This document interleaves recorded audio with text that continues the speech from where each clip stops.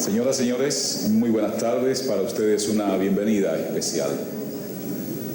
Hasta hace un buen tiempo se nos contaba que con responder a qué, quién, cuándo, cómo, dónde, ya se podía hacer periodismo. Por supuesto, eso hace un buen tiempo y todo va evolucionando y las cosas van cambiando y ya no es lo mismo que hace 50 años, ya no es lo mismo que hace 10 años. Y con ese evolucionar, evolucionan las instituciones, evolucionan las disciplinas, evoluciona todo. Todo va constantemente cambiando. Eso pasa con el periodismo. Recientemente celebramos en la República Dominicana el Día del Periodista, una entidad hija de la República Dominicana, preocupada por lo que ocurre y con la visión de que vayamos construyendo un mejor país, se empeña en hacer un aporte importante. Y qué mejor día para hacer un aporte que trabajar con los medios, que trabajar con los seres humanos que hacen vida en los medios de difusión masiva. Estoy hablando del grupo León Jiménez, que no por primera vez desde el año pasado, para celebrar el Día del Periodista, hizo un aporte especial que tiene que ver con promover un poco el debate de las ideas para mejorar esta profesión y para que avancemos como país. Este año no ha sido la excepción y justo ayer ya tuvimos una interesante conferencia sobre periodismo de investigación y dirigida a periodistas en ejercicio. En esta ocasión, para futuros profesionales de la comunicación, para estudiantes de comunicación social de diversas escuelas, nos encontramos para hablar también del periodismo. Pero bueno, para hablar de un tema muy especial. Es el fin del periodismo, es el fin de un modelo, para que ello entonces nos lleve a hablar sobre las tendencias del periodismo en un mundo globalizado. Para esto se ha invitado a una personalidad muy notable del periodismo, con una gran experiencia que trasciende el continente americano. Estoy hablando del doctor Silvio Weisburd. Pero el grupo en un momento determinado se pregunta: ¿y dónde nos encontramos con los estudiantes de comunicación? Y se decide escoger a la Universidad Católica Santo Domingo, en donde nos encontramos en este momento. Por eso vamos a escuchar algunas palabras del anfitrión. Escuchemos al señor rector de la Universidad Católica Santo Domingo. Vamos a escuchar al reverendo padre doctor Ramón Alonso.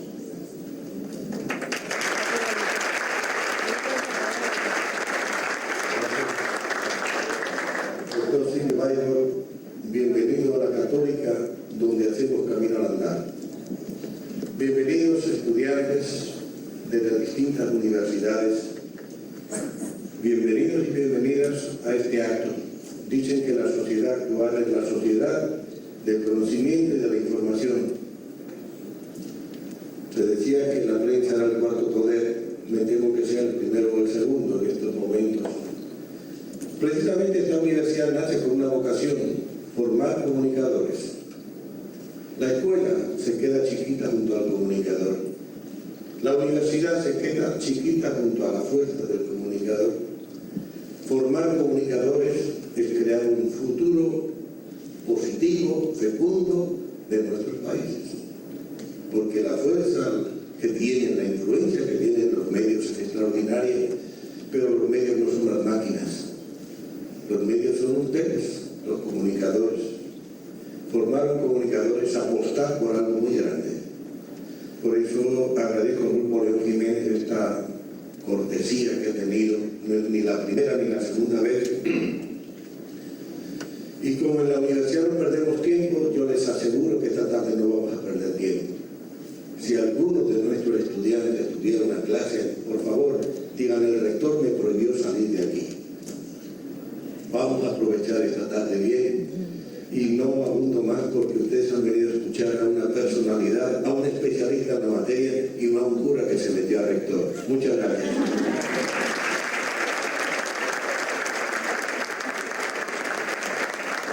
Gracias a padre Alonso por sus palabras y gracias a ustedes por atender a la convocatoria del Grupo León Jiménez. Como siempre, empeñado en que tengamos una mejor República Dominicana, en que de manera colectiva y participativa construyamos una mejor nación.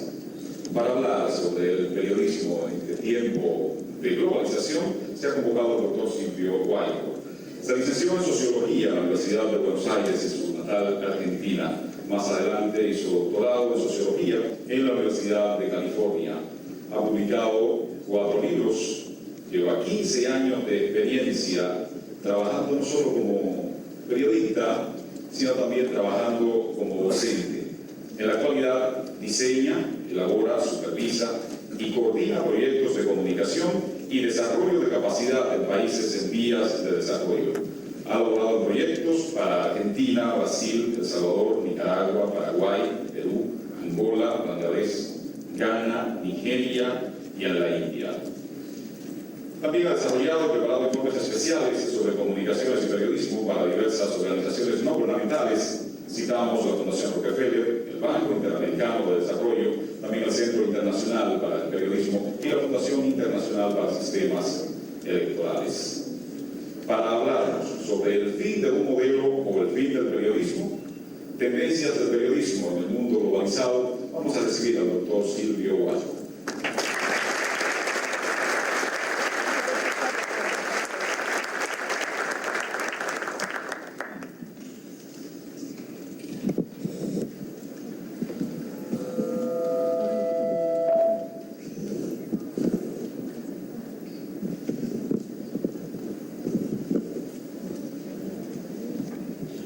Buenas tardes, muchísimas gracias. Quisiera agradecer en primer lugar la cordial invitación del Grupo León Jiménez por esta segunda oportunidad de presentar algunas ideas que vengo trabajando. Quisiera agradecer también a la universidad, especialmente al padre rector Alonso, por la cordial invitación y la hospitalidad. Y quisiera agradecer a todos ustedes por la participación, por este evento. Mi intención es presentar algunas ideas sobre lo que yo veo son las principales tendencias en el periodismo contemporáneo y después tener un tiempo para intercambiar ideas y ver, digamos, yo estoy muy interesado, especialmente después de haber hecho docencia durante mucho tiempo, en tener sus respuestas, sus opiniones, sus preguntas sobre estos temas. En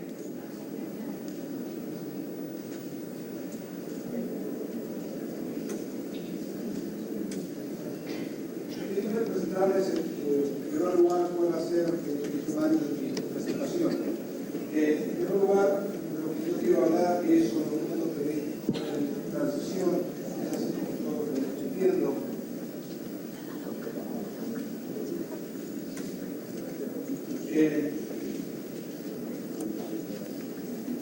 En segundo lugar, quiero hablar no de mis predicciones y conclusiones, sino cómo es una revisión sobre cuáles son las predicciones y conclusiones que existen hoy en día al respecto.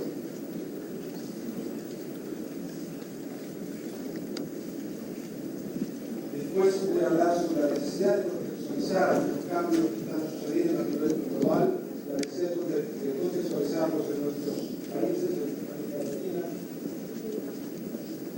Después voy a formular una pregunta, que la pregunta es ¿por qué el periodismo cambia o no cambia? Vale decir, entender las razones dentro del contexto que voy a describir. Quiero hacer una lista de cuáles son los desafíos pendientes que tiene el periodismo. Yo creo que lo fundamental, digamos, lo que estamos asistiendo actualmente, que somos testigos de una serie de cambios muy importantes. Estamos siendo testigos de cambios de cómo la noticia es producida, distribuida y consumida. Y yo recalcaría esto porque suele ser que los cambios que se marcan, que se indican en el periodismo, usualmente se confunden, no se distinguen que estamos hablando de cambios en la producción, en la distribución y en la consumición de las noticias. Es claro, creo que hay mucho consenso al respecto, que hay profundos y rápidos cambios dentro del periodismo a nivel mundial. Lo que voy a contar ahora son cambios a nivel global, no solamente o únicamente en América Latina, son cambios fundamentalmente que están sucediendo en Estados Unidos y en Europa. Estamos hablando fundamentalmente de cambios a nivel estructural. En muchos casos, el ejemplo de Estados Unidos es muy claro, estamos hablando de cambios estructurales que se cristalizan en crecientes presiones para aumentar el margen de ganancia. Esto tiene que ver con cambios dentro de la propiedad de los medios. Fundamentalmente aquí es una transición de entender a los medios como empresas familiares a medios que se entienden como parte de empresas más grandes, de corporaciones. Y en el caso, especialmente en Estados Unidos y en muchos países europeos, el hecho de que muchos medios son medios que son parte de empresas que cotizan en bolsa. Esto, como voy a indicar después, es fundamental. No es lo mismo que sea una familia la dueña de un medio, que sea una empresa privada que sea dueña de un medio, o que sea una empresa que cotiza públicamente en bolsa que la dueña de un medio. ¿Por qué? Una razón muy simple tiene que ver con que cada trimestre la empresa que cotiza en bolsa tiene que mostrar cómo sus actividades, incluido el periodismo, es redituable, es ganancial. Es un modelo muy diferente al modelo clásico, por ejemplo, que tenemos en América Latina de propiedad de los medios. En segundo lugar, creo que una tendencia muy importante es la desmediatización del periodismo. A lo que voy de esto es que el periodismo solía concentrar, lo que estamos hablando ahora es la disgregación del periodismo, de forma que ya voy a apuntar. Otra tendencia muy importante es el creciente debilitamiento entre las fronteras del periodismo escrito y el periodismo audiovisual. Para decir, si uno toma cualquier prensa escrita, lo que va a ver es un predominio cada vez más de la imagen, de lo visual, que tiene que ver con el diseño, con la edición, con la forma como se cuentan las historias, con las infografías. Y por otra parte, si uno se acerca a medios, por ejemplo, en Internet, también lo que uno ve es justamente que es muy difícil catalogarlos como medios puramente escritos o como medios audiovisuales. Otro desarrollo importante que parecería ser una tendencia, que es un creciente rédito económico del periodismo en línea. Lo importante aquí es que la posibilidad que existiera un periodismo en línea no quiere decir que sea un periodismo económicamente redituable. Todavía existe una falta de consenso sobre cuál es el modelo económicamente más viable para que el periodismo en línea sea redituable. Hay compañías que prefieren que el rédito venga de la publicidad, otras prefieren que no sea solamente de la publicidad, sino también de la suscripción. En ese sentido no hay un consenso. Vemos una tendencia que por lo menos tiene 2 o 3 décadas, que es la caída creciente de lectores de periódicos tradicionales y el menor tiempo de lectura. Vale decir que es un fenómeno a nivel global. No hay excepciones en las cuales la prensa escrita no haya sufrido un declive en caída libre, podemos decir, del número de lectores. Y las crecientes dificultades de los periódicos justamente de parar esta hemorragia, esta pérdida de lectores. Y al mismo tiempo lo que vemos es un menor tiempo de lectura, vale decir que los lectores individuales tienen una cantidad de tiempo cada vez más reducida diariamente para la lectura. Esto varía de país a país.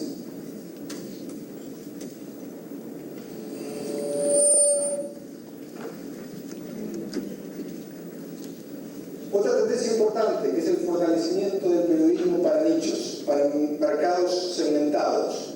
Vale decir, parecería que nos estamos mudando lejos del periodismo de masa, estamos yendo hacia un periodismo cada vez de públicos más segmentados. Parecería ser que esa es la tendencia. Lo que voy a apuntalar es en qué medida esto señala el fin, la crisis del periodismo masivo. Y la última tendencia es justamente la globalización de la economía de las empresas de prensa, en las cuales cada vez es más difícil pensar en grupos de medios y grupos de prensa que sean exclusivamente de capitales nacionales. Esto creo que hay bastante consenso entre los estudiosos, entre los analistas, de cuáles son las tendencias principales en cuanto a los cambios estructurales. ¿Qué más? Lo que vemos es también, al mismo tiempo, cambios importantes en lo que se refiere a las prácticas periodísticas mismas, al mismo tiempo que se suceden los cambios estructurales que acabo de mencionar. ¿Qué vemos? Vemos un ciclo noticioso acelerado y perpetuo, en la cual la idea del cierre se ha vuelto anacrónica. El cierre no existe, porque el flujo de información es de 24 horas. El cierre es cada vez más difícil de mantenerlo. Eso tiene que ver con la práctica cotidiana del periodismo dentro de las redacciones. Tiene que haber una combinación creciente de lenguajes de medios escritos y audiovisuales. El intento de muchos medios escritos, particularmente los más exitosos, de copiar e imitar técnicas de la televisión fundamentalmente para un público que cada vez más está educado dentro de la cultura visual y mucho menos dentro de la cultura escrita. La multiplicación de habilidades requeridas. Cada vez yo creo que es más difícil en una escuela de periodismo llegar a un consenso y decir cuáles son las habilidades, las competencias mínimas requeridas para que un periodista, una periodista ejerza en este mundo. ¿Por qué? Por la complejización misma y por el desarrollo que acabo de mencionar. Vale decir, ¿cuáles son las competencias? 5, 10, 15, 20 habilidades mínimas que un periodista necesita tener para desempeñarse en este mundo en transición. Mezcla de formatos de entretenimiento informativo. Y esto se ha llamado de diferentes formas, en los cuales cada vez es más difícil encontrar medios que sean puramente informativos. Vale decir que tienen que adaptar códigos, formatos de entretenimiento para ofrecer la noticia. Aquí lo que estoy ofreciendo es juicio de valor, si esto está bien o está mal. Lo que estoy tratando de hacer es describir una tendencia en la cual cada vez es más difícil separar lo que es información de lo que es entretenimiento.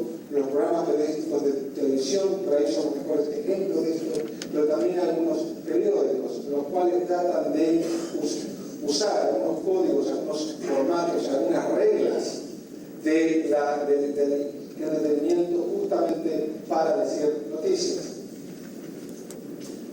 Y lo que hay también es una explosión en lo que tiene que ver con las fuentes de información.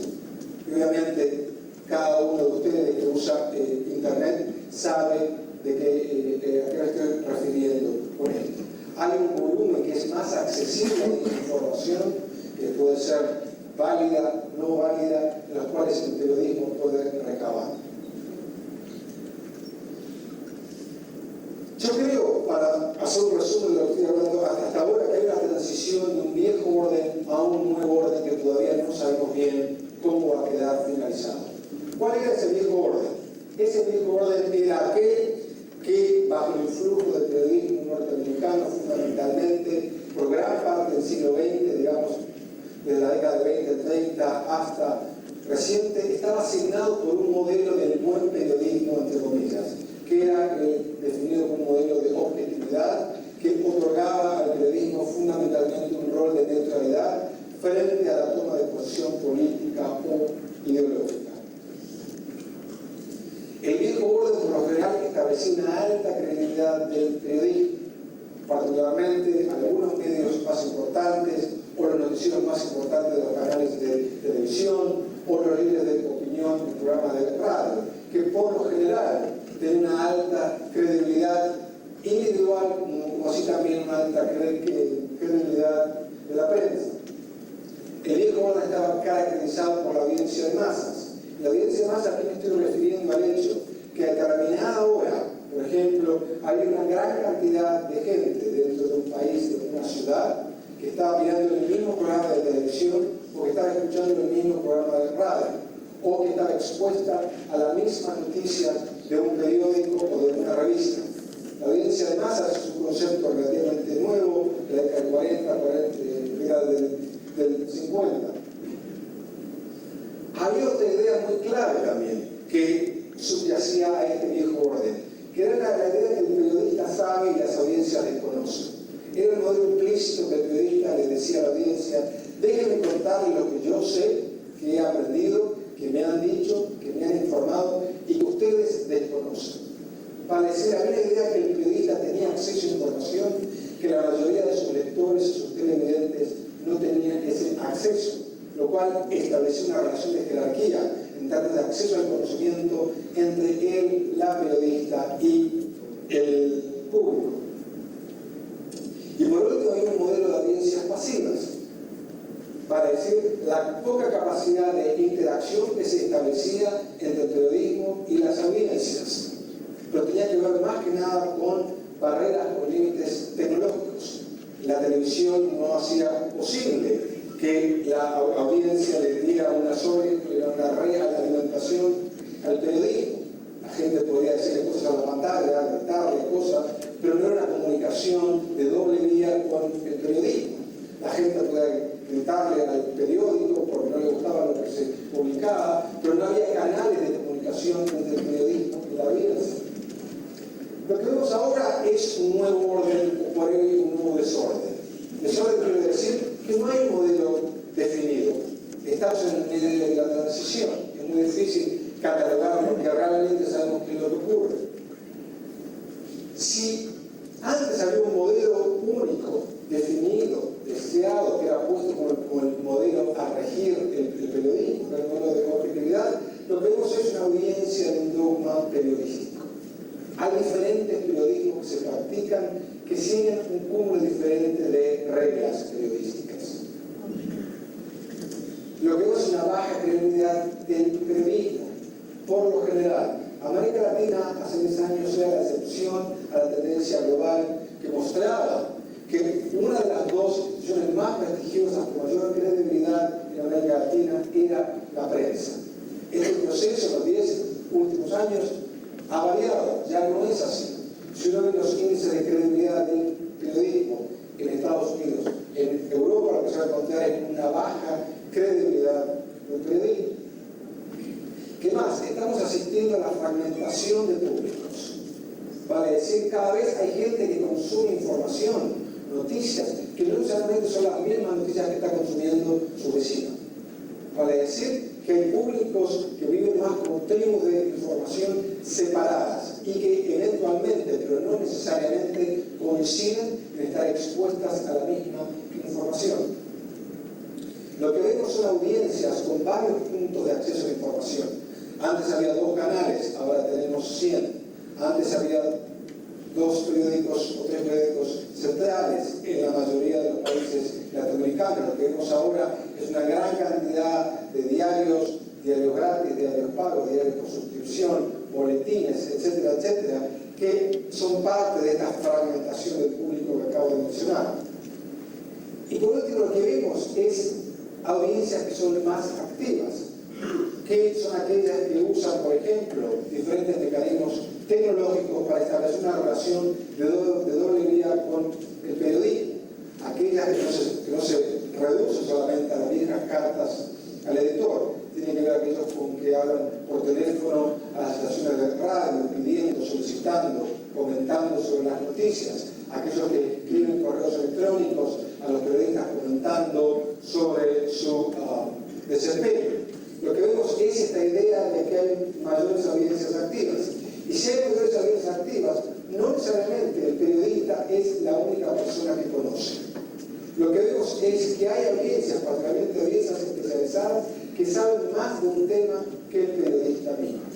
¿Por qué? Porque pueden usufructuar una gran cantidad de fuentes de información que son relativamente nuevas. Lo que vemos también es evaluaciones sobre lo que yo acabo de mencionar, que las voy a catalogar como visiones optimistas. Hay gente que se para frente a estos desarrollos que acabo de mencionar y dicen, las cosas están yendo mucho mejor. Este nuevo orden, que todavía no está definido, es cualitativamente superior, mejor al orden anterior. ¿Por qué? Porque presentan como una utopía de mayor información, de más noticias y de más puntos de vista. Vale decir, esta revolución tecnológica, acompañada por los desarrollos que acabo de mencionar, hacen posible justamente que las limitaciones de espacio que existían antes ya sean menores y que las limitaciones de tiempo sean menos importantes. Esto da lugar a una explosión de la información. Esta idea que cualquiera puede ser periodista hoy en día. Los weblogs se han visto como, digamos, los blogs se han visto como la encarnación más representativa de esta idea de que cualquier persona puede ser un periodista, puede contar información, puede contar, es válida o no es válida, pero que teóricamente, debido a estas innovaciones tecnológicas, cualquier ciudadano puede, equipado con una computadora, lo cual esto conlleva hipotéticamente una mayor diversidad de información, ¿verdad? Porque esta utopía optimista es la idea del barrio de la información, encarrizada en esta idea del fin de las geográficas. Cada vez es más difícil controlar el flujo de información. La Internet son ejemplos justamente que sustentan esta idea absoluto de la información. ¿Qué más? Vemos en Internet, representada, por ejemplo, por los grupos de discusión, por los foros de correo, que intercambia información de diferente tipo cotidianamente, que no necesita esperar adicionales para enterarse de qué está ocurriendo. Tenemos visiones escépticas sobre estos desarrollos. Como siempre, hay gente que ve que en realidad las cosas no nos van tan bien como indicaba la posición anterior. ¿Por qué? Hay una preocupación que diferente gente sea periodista, pero esto no concluye, no resuelve. Por el contrario, se toma muy a la ligera la información. Cada vez es más difícil distinguir el buen periodismo del mal periodismo en épocas en las cuales estamos saturados de información. ¿Por qué? Porque hay una gran cantidad de información que es noticia. Esto es lo que se llama el debilitamiento de las. Y este ha sido uno de los grandes, yo diría, luchas, desafíos del periodismo. Caminaran criterios para decir qué es noticia. Muchos son rara vez utilizados por miles, incluso millones de ciudadanos. También las visiones escépticas remarcan el incremento de las presiones comerciales. Que el hecho que la noticia cada vez es más mercancía, se espera que sea, no necesariamente era cierto, digamos, décadas atrás, en los cuales es redituable, por ejemplo, como una telenovela. No se esperaba que la noticia tuviera alto rating.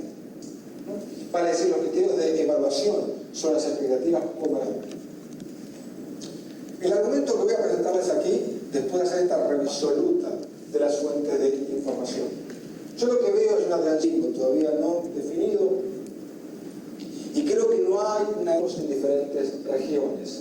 Vale decir, muchas de las cosas que yo acabo de mencionar se aplican en algunos países, en algunas regiones, no en todas. Mi interés es un poco tratar de contextualizar las tendencias a nivel global, de diferencias dentro del periodismo que hacen imposible generalizar. Hay periodismos muy diferentes incluso de los cuales en el interior del país todo periodista de radio no es solamente periodista. Si consigue vender anuncios, puede presentar de publicidad. Es un caso, y conozco periodismo puramente periodístico. A lo que voy es que hay una amplia gama de lo que quiere decir nuestro país. Por eso yo veo que el periodismo en América Latina se asemeja a la arquitectura, a las estructuras de las ciudades, las cuales hay unos estilos de periodismo coexisten en nuestra región. Vamos a ver qué sabemos que cambiará. Yo no sé siquiera el pasado. Entonces no soy muy amigo de esta idea de decir, bueno, ¿qué es lo que va a ocurrir? Finalmente no sabemos y se lo dejo a los futurólogos y pitonizos de adivinar el futuro. Pero lo que sí sabemos es que la idea de quién es periodista está en cambio. Hay múltiples definiciones que las pueden encontrar en los últimos manuales de periodismo. Aquellas que enfatizan que el periodista es un proveedor de contenido únicamente, aquellas que enfatizan el periodista no como mero proveedor de contenidos, sino fundamentalmente como analista e intérprete de la información. Lo que transporta por el aceleramiento de la vida de la noticia. Lo que me enteré hoy a la mañana cuando leí el diario de ayer, no hay nada más viejo. Esta idea de que se ha acelerado justamente el tiempo de la durabilidad, de la contemporaneidad. ¿Por qué? Porque la gente está viendo, está leyendo diferentes tipos de información. que quizás estamos perdiendo tarde.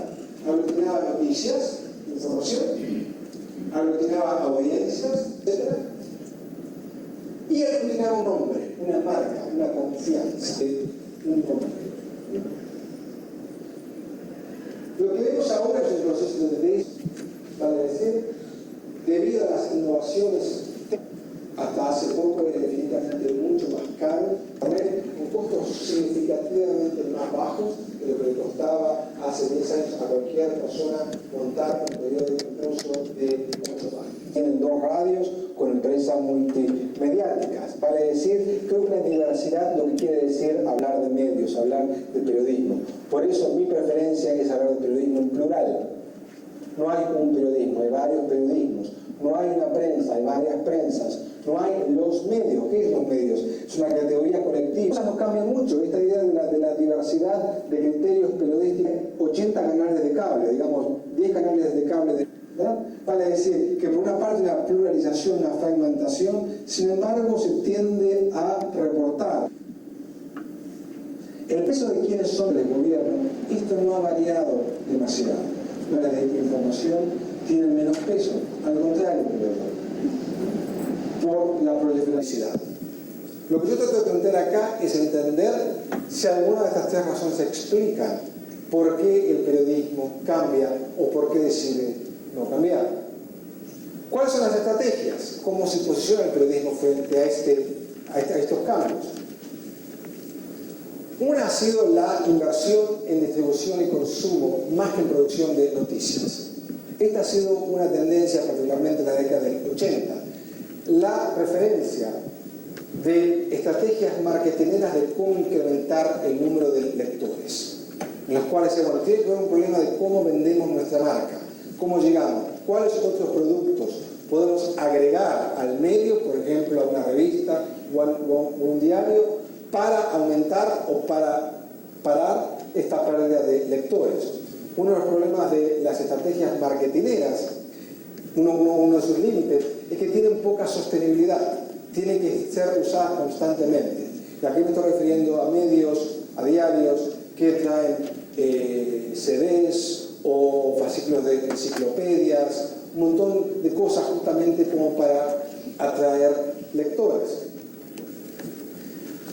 Otra estrategia ha sido, bueno, ya que el público se está segmentando, la forma de conservar números importantes de públicos y de avisadores es un proceso de reaglomeración a través de la propiedad de multimedios.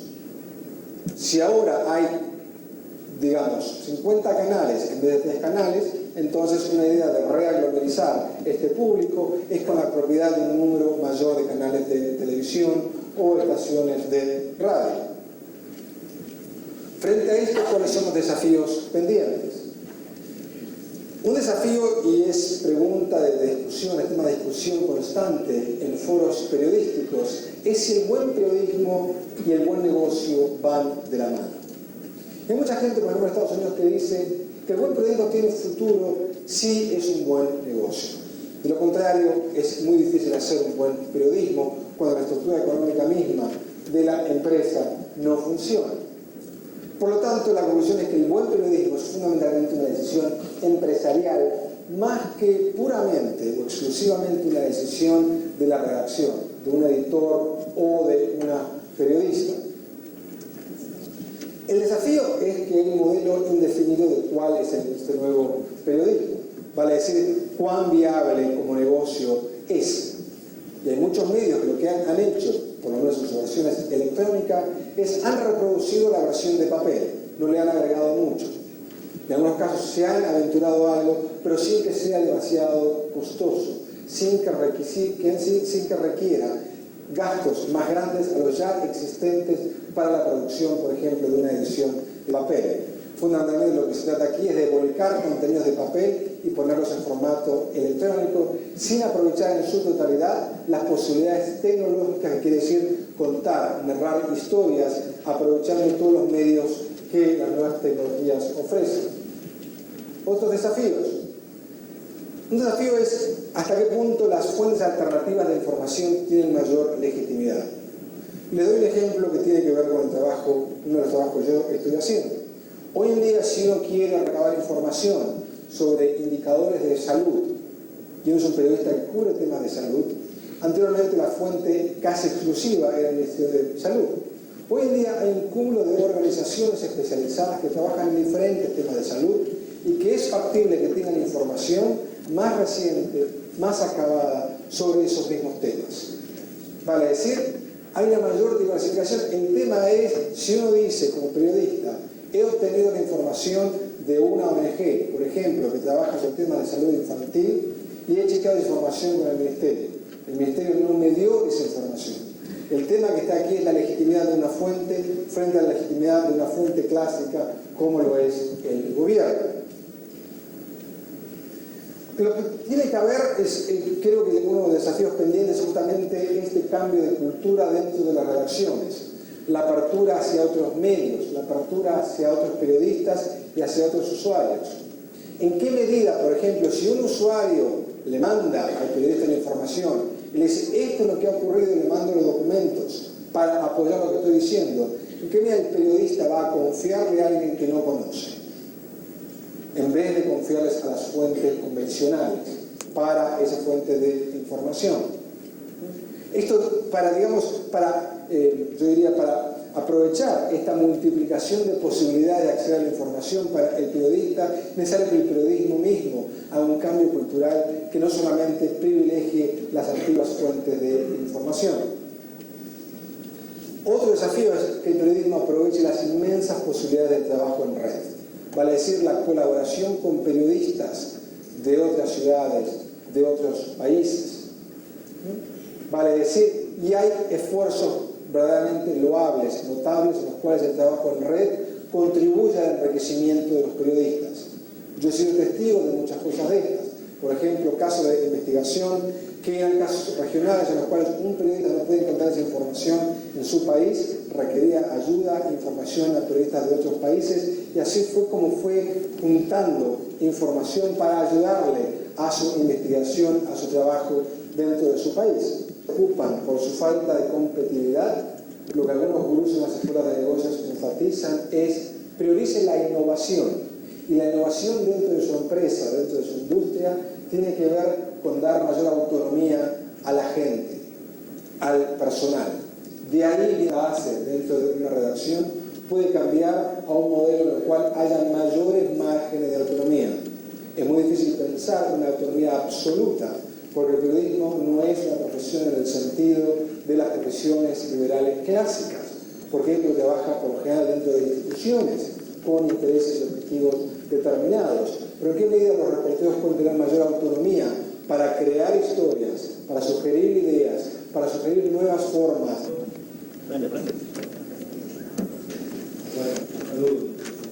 Sergio Pérez, de la Universidad OIE, estudiante de Comunicación Social. Deseo preguntarle lo siguiente. ¿Cómo definiría usted lo que es, a grosso modo, el fin de un modelo o el fin del periodismo y la tendencia de él, en sus palabras? Gracias por la pregunta. Un poco lo que yo intenté explicar en mi presentación es que justamente lo que, digamos, frente a la pregunta que formulo como título de la presentación, es que en realidad lo que estamos viendo es el fin de un modelo más que el fin del periodismo.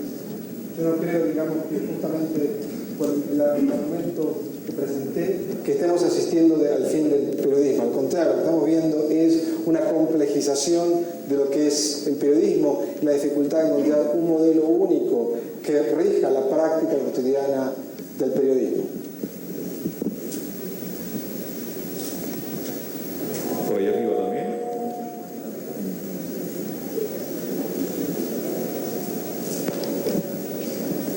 Sí, muy buenas tardes. Abel Guzmán, de Comunicación Social de aquí de la Católica. Entender la propiedad de los medios, estatales o privados, significa que el periodista debe ceder a las presiones de esos propietarios, de esos medios, como vemos en el caso de David Kelly y la BBC de Londres contra el gobierno británico, que fue cancelado por filtrar la verdad en el caso de las bombas químicas de Estados Unidos y de Irak. ¿El periodista debe ceder a esas presiones, a esos medios, a esos propietarios y ceder al buen periodismo? Yo creo que es muy difícil para alguien que no es, digamos, el periodista, ese individuo en esa situación, de decir cuál es el curso de acción deseable. Lo cual no quiere decir justificar absolutamente todo. Creo que finalmente son, en esos casos de censura, en los cuales el medio mismo censura al medio, son decisiones fundamentalmente individuales, hasta qué punto el periodista está dispuesto, interesado, tiene energía para pelear, para que se publique la información, la noticia que él o ella tiene, sin recortes, sin censuras, y hay puntos en los cuales el periodista decide abandonar esa lucha y tratar de encontrar un medio más afín. El problema es cuando las posibilidades no son muy grandes justamente de publicar ese tipo de información. Vale decir, yo no estoy en condiciones, no es mi rol, por lo menos es mi decisión personal de emitir juicio de valor, si está bien o mal que un periodista deje su puesto de trabajo o no frente a alguna situación de ese tipo. Conozco casos de periodistas muy válidos que han decidido quedarse en ese medio porque se han dado cuenta que, bueno, a veces uno gana, a veces uno pierde, es un cálculo que uno establece de cuánta información, qué tipo de información puede publicar, y hay otros periodistas que están en una búsqueda de encontrar un medio en el cual se sientan más cómodos, con mayor autonomía y sin menores presiones para publicar la información que ellos consideran que sea necesaria. De la Católica. Vemos que el modelo viejo de la comunicación, de los medios de periodismo de comunicación, y el nuevo modelo son sumamente muy diferentes. O sea, esto se debe a que los empresarios hacen presiones para cambiar, ¿cómo le diría? O sea, cambiar el modelo de periodismo actual o el viejo. Yo creo que hay, digamos, lo que se tiende a es, yo creo, digamos, cuando hablamos de la concentración de medios en pocas manos, creo que es un punto importante de remarcar. Yo creo que se tiende a idealizar el modelo pasado. No se olviden que en nuestros países venimos de dictaduras en las cuales había un fuerte monopolio de la información, en las cuales había un grupo muy reducido de familias que eran dueñas de medios con distintos intereses ideológicos, políticos, partidarios. Digamos, no venimos de una democracia en los cuales había 50 medios en los cuales había 50 dueños cada uno de esos medios. Por eso yo, digamos, soy un poco, no quiero decir la situación es mejor o peor de lo que era antes, creo que plantea desafíos diferentes. Yo creo que lo que solía hacer es, en el viejo orden, era, digamos, la agenda, en algunos casos que conozco más de cerca, la agenda de la familia que era dueña de un periódico, era una línea muy clara que se mantenía durante décadas y que era claro para quién trabajaba un periodista. Hoy en día, en algunos casos, esa situación no es tan clara como lo solía ser. En resumen, yo creo que hay diferentes tipos de presiones para estos cambios. No son solamente presiones económicas, como traté de indicarlo en la presentación. Por acá a la derecha también, allá en el fondo.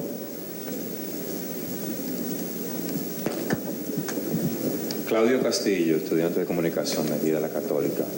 Mi pregunta es, sin duda alguna, todos sabemos que la prensa, la sensacionalista, es la que vende, es la que más se consume, la que más buscan, pero esto está trayendo al traste estamos perdiendo la de que traiga y que uno pierda la credibilidad debido al sensacionalismo. ¿Cómo usted cree que esto se pueda frenar? Yo creo que, en primer lugar, el sensacionalismo no es un fenómeno absolutamente nuevo.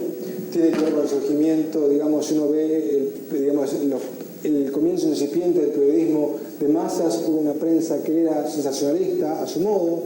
En muchos países uno revisa diarios de hace 100, 120 años, el contenido, el enfoque de la noticia no es muy diferente a lo que vemos hoy en términos de una cobertura de tipo sensacionalista.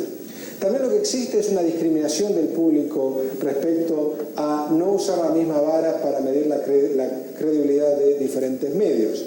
Lo que sí existe es que varios medios encuentran más difícil sustraerse a proveer noticias con un corte más sensacionalista, justamente por lo que tú indicas, el éxito de ese tipo de información, ¿vale?